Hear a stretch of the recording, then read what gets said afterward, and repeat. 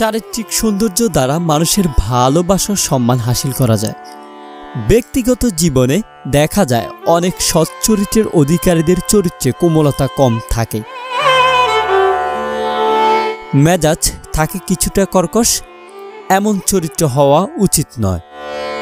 কিয়ামতের দিন এমন লোককেও আল্লাহর সামনে হাজির করা হবে যার আমলনামার মধ্যে নামাজ, রোজা, যাকাত প্রভৃতি নেক আমল থাকবে, কিন্তু বিভিন্ন ব্যক্তি তার মন্দ আচরণের জন্য আল্লাহর কাছে নালিশ করবে।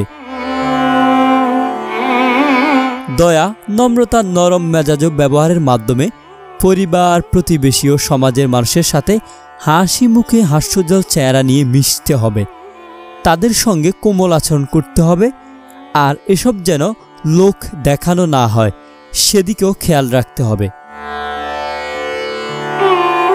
সাধারণ মানুষ থেকে শুরু করে প্রতিবেশীর সাথে সুন্দর আচরণ করা ঈমানের অন্যতম শিক্ষা। তাই সর্বাবস্থায় সর্বস্তরের মানুষের সাথে ভদ্র আচরণ করা ঈমানদার ব্যক্তির কর্তব্য। সেই মানুষটি যে পর্যায়েরই হোক না কেন সম্মানজনক শব্দ ব্যবহার করা আমাদের উচিত।